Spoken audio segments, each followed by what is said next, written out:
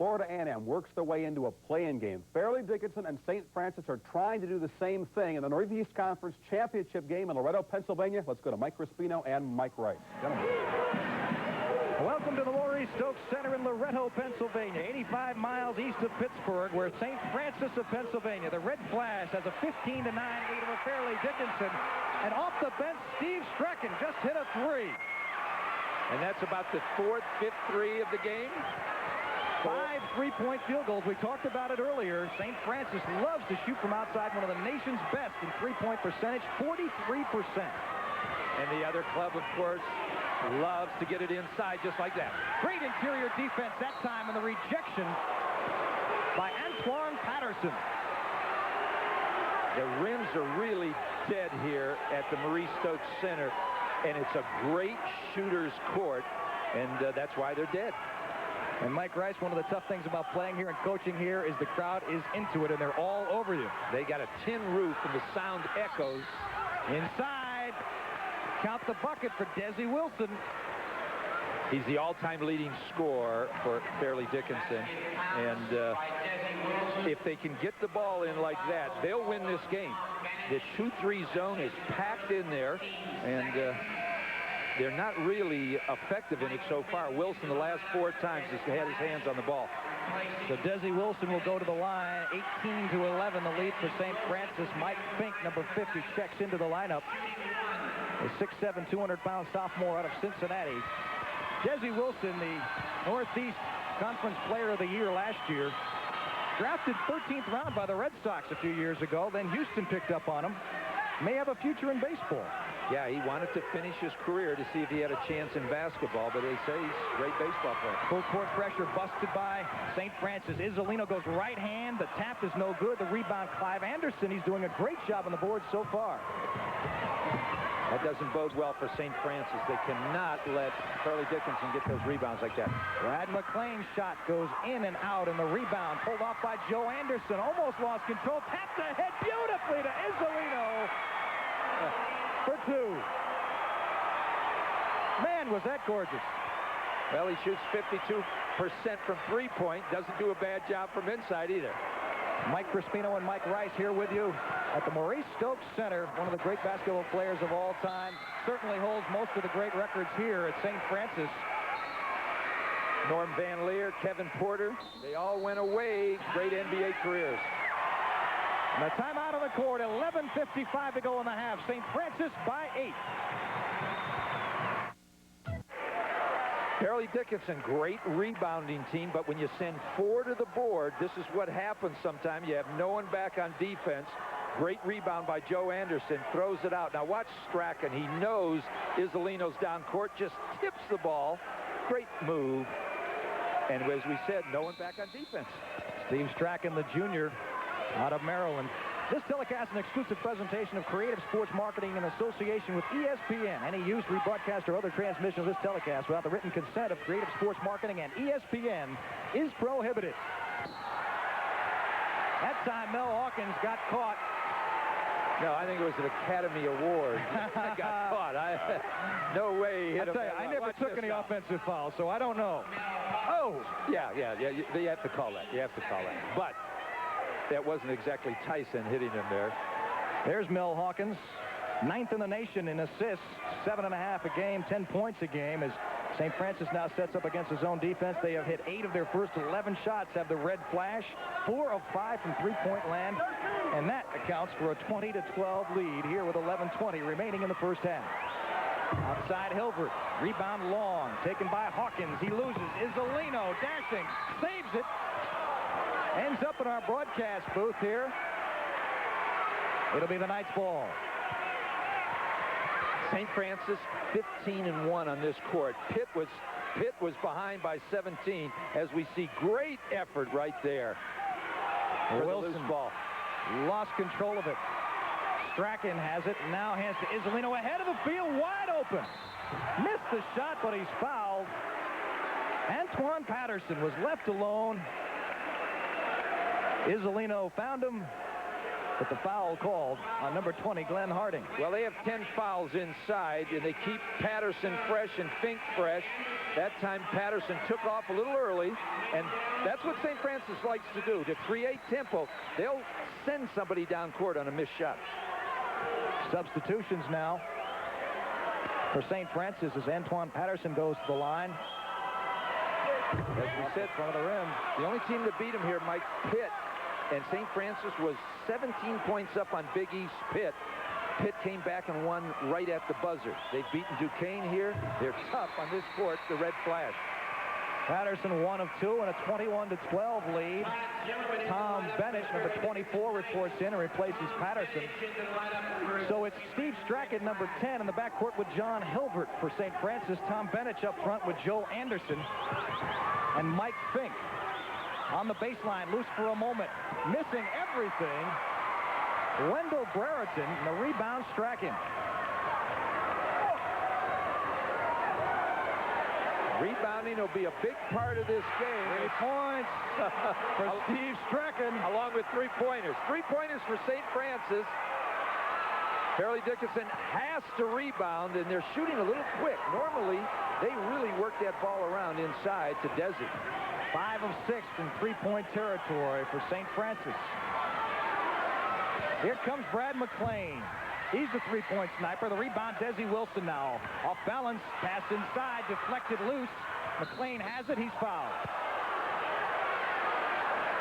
John Hilbert. His first foul. 10:07 left first half, 24-12. St. Francis with the lead. Back to Chris Fowler for an update. Fellas, we're going to the Big Ten. Purdue, Iowa, close ball game. Boilermakers up by 3. Part of tournament week, and the Hawkeyes and the Boilermakers playing for a potential spot in the tournament. Purdue feels they have to win their last 3 games to do it. They have the lead and are on the free throw line with 16.9 seconds remaining. With 7:50 to go, Mac McCausland. Iowa led by a score of 61-49 with the Boilermakers, with Gene Katie out of the game having been ejected, have scored 17 of the last 19 points. The Hawkeyes scoring just 2 in this last 7:40 really have come on a dry spell, and it has been Jimmy Oliver, the offensive show for the Boilermakers, including the last 3-pointer, a bank shot to put Purdue ahead. Iowa tried a 3-pointer by James Moses, the hero of the Indiana game. He could not get it to go down. This is Chucky White. In fact, Oliver tied it with a 3 and then set the Boilermakers to the lead with a 3. The Purdue lead is now 4 with 16.9 seconds remaining. Tom Davis has seen his team involved in now 4 games in a row decided in the very last minute of play.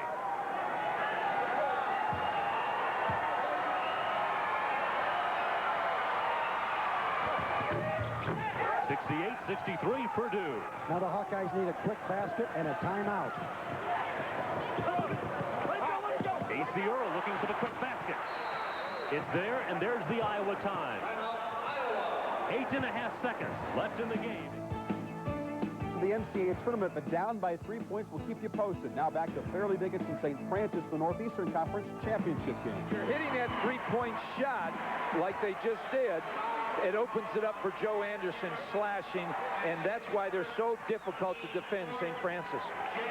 Mike Crispino and Mike Rice here in Loretto, Pennsylvania, the Northeast Conference Championship. A 14-point lead for the home team, the St. Francis Red Flash. This is one of 6 conferences playing to get into a play-in game, and the winner of this game will take on the Fordham Rams next Wednesday, March 6th. Lopez, Prelu, and Rice really did a great job. There was a guy, Mike Rice, in that ball game who looked an awful lot like you. Yeah, I don't think I could announce next week. That was a great game, Holy Cross and Fordham. It went to overtime. As we saw, Fairleigh Dickinson get it inside. Desi Wilson now with 8 points. He's on the conference all-decade team. This conference began in '81 as the ECAC Metro, now called the Northeastern Conference.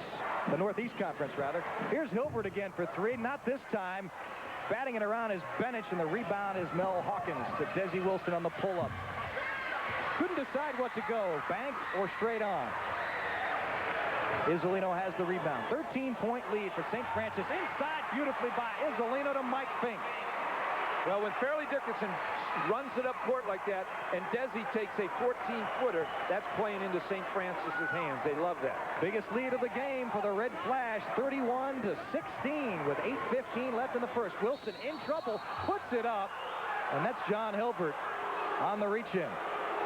Watch the middle of that 2-3 zone. It's wide open. Fairleigh Dickinson's doing a great job of going high-low post.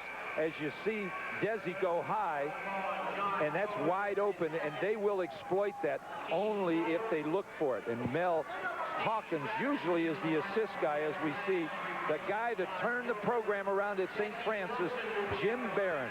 Heck of a guard back in the late 70s with St. Bonaventure, went to the NIT championship. In his fourth year here, 22-7, an impressive record. And as you mentioned, very tough at home, 15-1. Desi Wilson hits the first of 2, and he has 9. Yeah, when this Jim Barron came to this program 4 years ago, Kevin Porter had just left it, and it really wasn't a great Division I program. St. Francis won 4 games that first year against Division I teams. Oh, good Brad McLean sneaks inside for a layup, offensive rebound. And McLean now at 7 points off the bench. Instant offense with a 3-pointer and that rebound and a couple of free throws. And a steal here as he heads into the front row of stands at the Maurice Stokes Center. 3,500 people crammed in here. And there's a timeout on the court. 7:58 remaining. St. Francis 31, Fairleigh Dickinson 19. Nolan Ryan is the 20th pitcher in Major League Baseball history to win 300 games. Beginning opening day, April 8th. If it happens in baseball, you'll see it on ESPN. The hottest player on the senior tour, golf's most flamboyant character, and the most popular player in the history of the game. Tee it up at the GTE West Classic. Final round coverage is Sunday live on ESPN. Score update. Purdue up by 3 points on the line just 7 seconds to go, looking for the upset. And Connecticut has beaten Pittsburgh 78-68. They tie for third in the Big East. Now back to Mike and Loretta with the Northeast Championship game. 31-19, a 12-point lead for St. Francis, Pennsylvania. And Mike Rice, they pretty much had it the way they wanted it tonight so far. St. Francis running, shooting 3-pointers, but Fairleigh Dickinson now starting to hit that offensive board much better. If they can just get the ball in a little bit more to Desi Wilson in the middle, they'll be all right. Corner, here comes Anderson driving hard, misses the shot, a lot of contact, no call. Mel Hawkins now on the run, looking for somebody. Inside it goes, and an offensive foul called. Todd Zimmerman. That's about the 4th time now that Mel Hawkins has given up the ball to a big guy that hasn't closed out on it. That's, once again, not the Knights game. And guess who drew the foul? Mike Isolino. A lot of discussion up here in Loretta as we see rebounds, 14-9. It's got to be a little more wider than that for Fairleigh Dickinson to take advantage of it. Now the pressure pushed out to half court by Fairleigh Dickinson. They look to double team Isolino, who has 4 assists so far. Now inside they go for the quick jump shot and the bucket. Antoine Patterson. Yeah, he's not known for that. They were covering Joe Anderson, the second leading scorer in the history of St. Francis, and they had Isolino covered, but they left Patterson open. St. Francis reached this final by beating St. Francis of New York 96-70 on this court. Fairleigh Dickinson with a wild game against Monmouth that went to overtime before they won it 78-67. McLean wanted it. Now he hands it to Hawkins for 3. Well, they're jammed up that middle so much, Mike, that anybody that can hit a 3-pointer, it'll be there if you pass the ball more than twice, and the Knights did. Fairleigh Dickinson now 2 of 4 from 3-point land. Isolino charging inside, knocked off his feet. No foul call, stolen away, forget about it. Antoine Patterson. He's from Buffalo.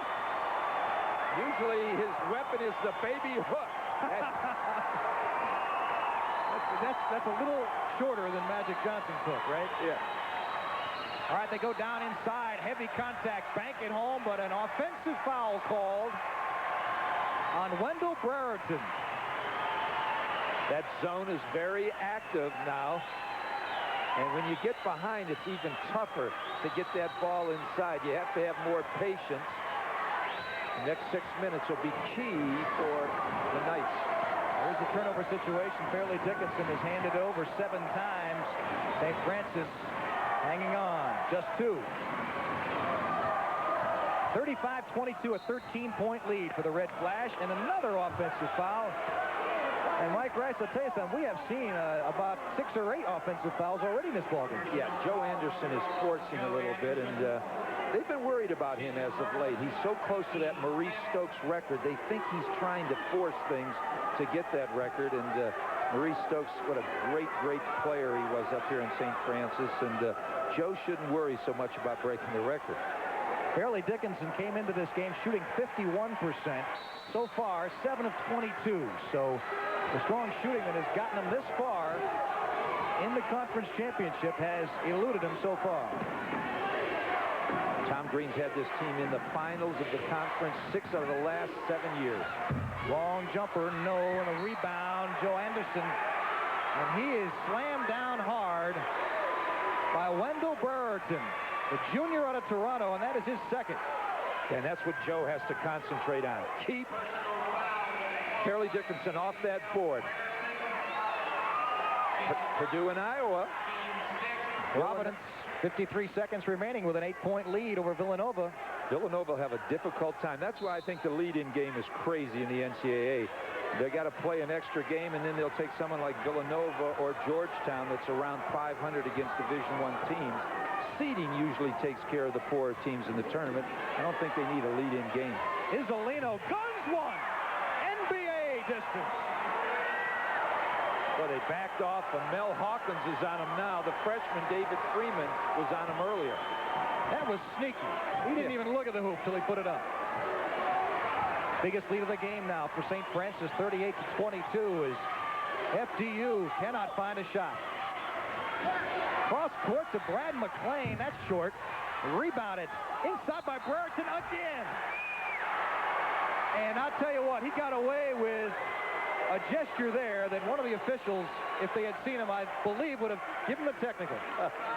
Well, he does lower the shoulder, and it was a good call. There's no doubt about it. It's a charge, and I think he's saying we're number 1.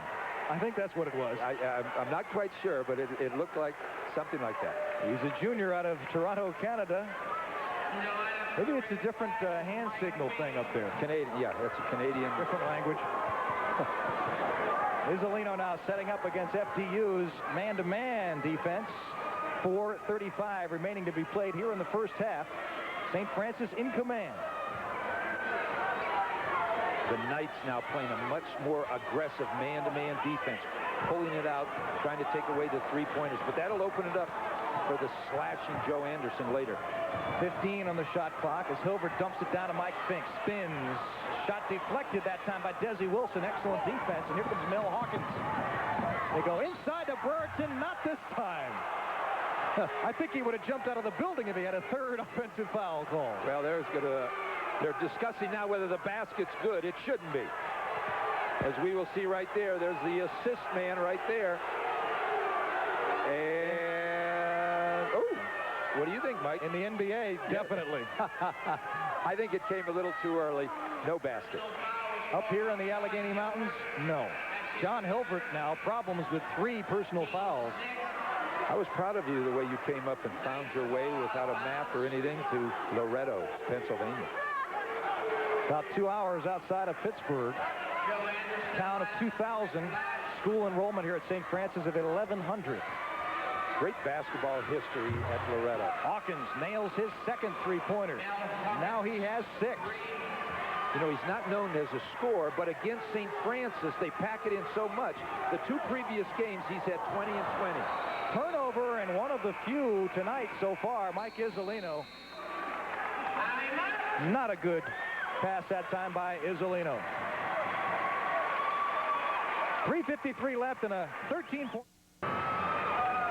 Mike Crispino and Mike Rice here for the Northeast Conference Championship, Loretto, Pennsylvania.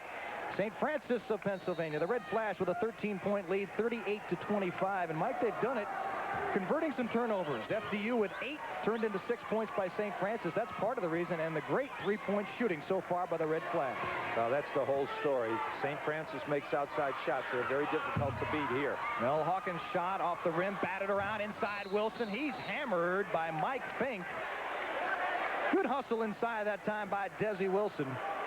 Well, Fink, the center from Cincinnati Oak Hill, with Antoine Patterson backing him up. They can give 10 fouls in that middle. And I'll tell you what, this is not a gentle type foul. Ooh, that hurt from here. Desi takes a pounding, but he has to stay strong in that middle for the Knights to win. They say 6'7", 225 out of Glen Cove, New York, and he's on the all-decade team for the Northeast Conference, and that's 10 years worth of players, so quite an accomplishment for this man. He's got 5 stitches in his chin, I think, from a game the other night, and he's used to taking a pounding. I thought he said that was shaving. Desi Wilson with 2, and now with 11 points. Knights mixing up that press. Isolino tried to take it down the sideline, and he was fouled by Brad McClain. Isolino is such a great standstill shooter. The question mark about him is his foot speed. If he's going to make something in the NBA, a lot of scouts say they're going to have to see if he's quick enough. He's not a Price, a Stockton with that type of quickness, or he's not big enough to be a Terry Porter of the Portland Trailblazers. So, but boy, can he stand and shoot the threes. He is the 6th best free throw shooter in the country at 88%. Transferred here from Penn State after his sophomore year. Just didn't think he was going to be playing much there. And for Jim Barron, boy, that was a godsend. Yeah, no doubt. He was a little frustrated in the program at Penn State Park Hill.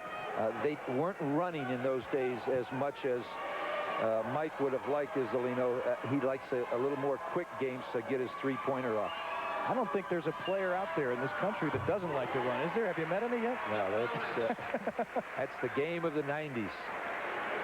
Isolino gets an extra chance on the lane violation, so he will shoot again. The great shooters always seem to get a lane violation when they miss the first one. Isolino has been in double figures 54 consecutive games, and he's got 2 there. Unofficially, 10 points already for Isolino, and he's in double figures for his 55th consecutive ball game. 40-27, a 13-point bulge for St. Francis. Put a little token pressure on. Now they're back to their 2-3. Go outside to McClain, trying to go to Wilson, and they are collapsing 4 men on Wilson. Just a look at Wilson will bring 4 defenders. Mel Hawkins cuts inside. Rejection by Mike Fink. Gets it back. Puts it up. Missed it. Rebound, Isolino. Somebody's got to make an outside shot for the Knights. Leg out below. Isolino. That's why he likes the transition game. Before you get your defense set, he's out at 23 feet shooting the three-pointer. Oh, you better get ready when you play him. And that's the difference, really, Mike Rice. He shoots it from way out there. Yeah, I mean, the defense is not even set for him. Exactly, Mike. Here's Wilson and a traveling violation.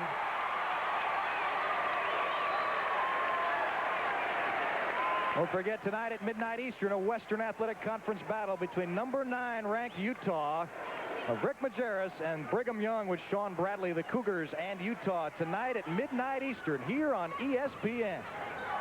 Josh Grant, Walter Watts, great Utah team.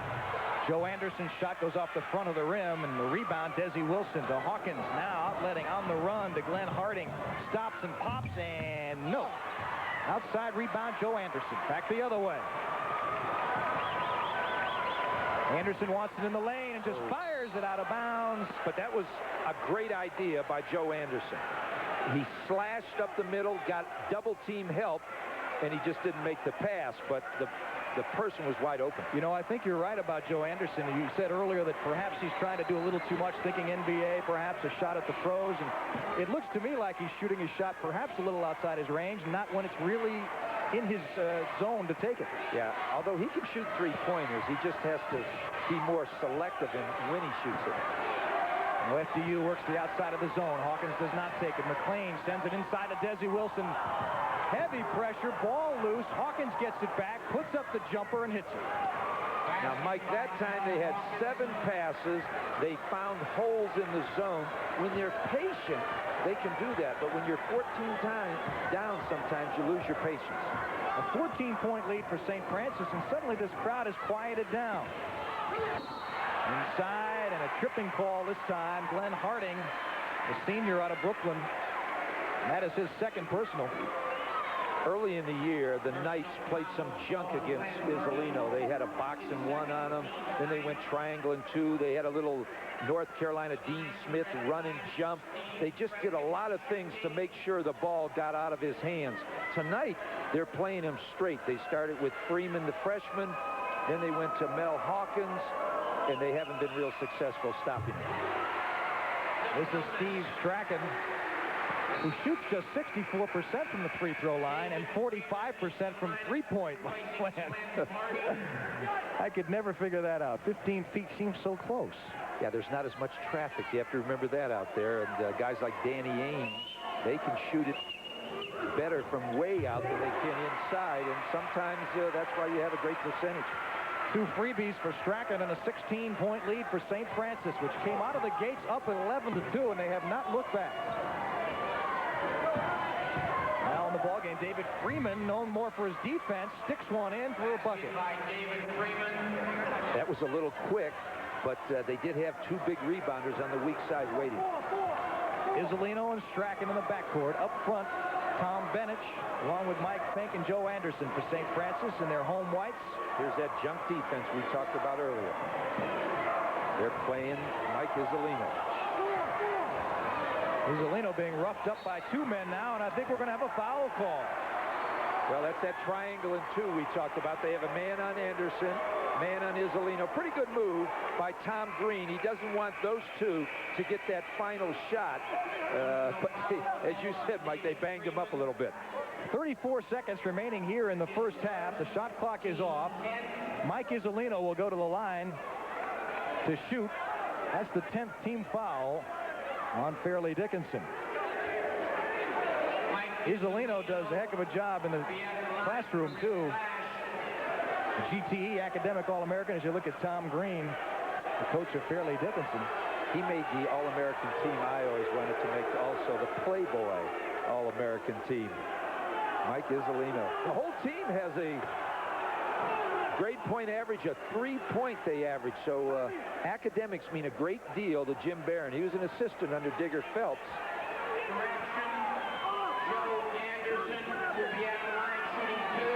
They're saying we thought the foul was on someone else should have shot the ball, Mike Isolino. And St. Francis thought that he should shoot it, and Joe Anderson's on the line. Now, you never would do that as a coach. Send the wrong man to the free throw line, would you? You're bringing back bad memories. Joe Anderson, just 44% from the field, but 74% from the line, and he's given his team a 16-point lead. 30 seconds left here in the first half. Mel Hawkins works on a double team now, in some trouble. And a pushing foul called here on number 10, Steve Strachan. The 8th team foul. Good strategy. They came out, did a double team so they could get the last shot of the half. St. Francis, they wanted the quick shot. Pretty close to not being a foul on that double team. That's Strachan's first personal foul. Mel Hawkins to the line, an 83% free throw shooter. Front of the rim, a lot of bodies flying, and the rebound put back up and in by Clive Anderson. St. Francis has lost leads on this court before. They were beating Duquesne big and only won by 2 points as Joe Anderson scored 37 that game. Here's Isolino now, finds his man Tom Benich inside. Little jump hook is no good. Rebounded, and a jump ball. Possession arrow going St. Francis way. So they'll have 2 seconds to get a shot off here. You know, we were mentioning the Fordham team. The Northeast Conference gets the home court advantage against Fordham next Wednesday. I'll tell you something, a steal beautifully here, and at the buzzer, Brad McLean throws it up, and it does not go. But the crowd has quieted down a bit as St. Francis basically has taken Fairleigh Dickinson out from the opening tap. And they lead it 47-33, the red flash of St. Francis over Fairleigh Dickinson. When we come back after the break, Chris Fowler